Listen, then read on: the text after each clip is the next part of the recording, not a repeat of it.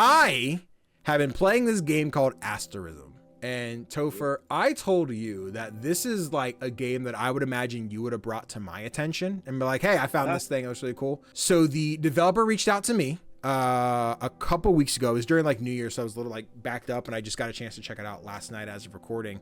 But Asterism is this like space orchestra music game. The first thing I thought of was like Sayonara Wild Hearts meets like the music videos from We Are OFK, which we just recently talked about, and I'm digging it. I'm having a really good time. You get this little instruction. It's 5 buttons. It's the 4 directions on the D-pad, or if you're using WASD.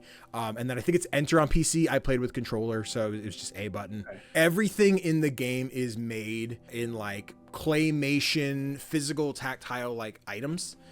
That are then converted into game assets. You start as this astronaut, you're roaming around your ship, and you're just like, okay, we need to find this thing. We're getting radio waves. Let's look at the planets. We can't find it. I'm gonna have to get closer. So you climb in your little spaceship, you fly out there, and then on your way, you find music, which then that turns into a music video. So you're like flying through space, experiencing like what's going out in space here. I think you're flying to like the sun first. Yeah, so like here, there'll be like little mini games, right? In the bottom corner will tell you like, hey, press left, press right, press A. What buttons are like interactable during this section of the music video. And then you'll use those to progress. There's no challenge. There's no like, you got to get an A+ on this music video by completing blah, blah, blah, blah, blah.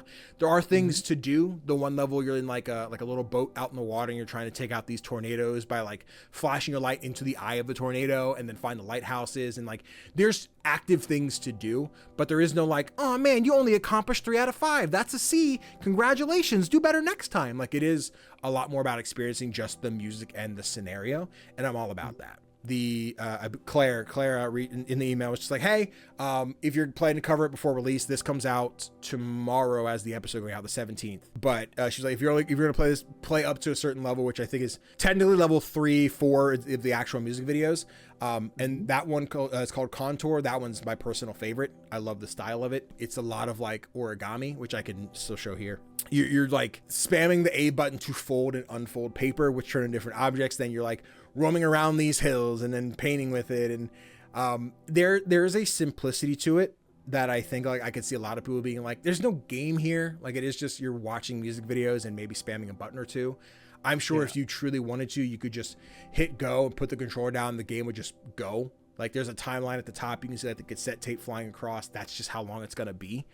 But like in this first one, or in like Contour here, there's a map you have in your hand, and every time you look down, the scene changes. So like I look down, look up, we're in a new spot. I look down, look up, we're in a snowy mountain. Look down, look up, we're in the forest. And I'm like, this is really fun. Like it's, again, nothing you're competing for, nothing you're trying to accomplish, but like, I feel like it's really good for the ADHD to just be able to swing something around or move something around while the music plays. I'm having a really good time with it. I think I'm probably about a third of the way through. It looks like there's probably 11 levels to play. And like when I finished the third one last night, before doing this review here, I'm excited to dive back in. When you mentioned it before we started recording, I immediately wishlisted it. Yeah. I'm not the most like musically inclined person. Like, I can find a song that I enjoy. And for me personally, I can't say I'm going to like slap these onto my ultimate indie playlist right now and jam out to them. But like, that's on first listen. I could see myself being like, actually, you know what? No, I really fuck with this. And just finding the one that I just put on loop for the next 4 weeks, like I did with We Are OFK. Wake up to that song, go to sleep to that song, shower to that song. I said I've only listened to like a third of the soundtrack so far, so there could just be an absolute banger in there that's about to change my whole life, and I don't know yet. And I hope that's true, because I love the vibe I'm getting. It's so cutesy. It reminds me of my like childhood days of like, I don't know if you Crashbox, if that's something that might be a US thing, that might be a public network thing, and I'm not sure. But it was a show that was just like one of your PBS kids like claymation. There was like Captain Bones, where he's like, here's one of those like matchstick puzzles, right, where it's like, here's the equation, move one bone to make the equation right, and you're like sitting there doing the door like, oh, I know you have to do this, like, did you find the answer, matey? And then move the thing, and that's all done in like claymation. And this doesn't do the kid like look at the screen, solve the puzzle thing, but the claymation and the vibe reminds me so much of that. I'm like, there's a nostalgia to this that I'm all about.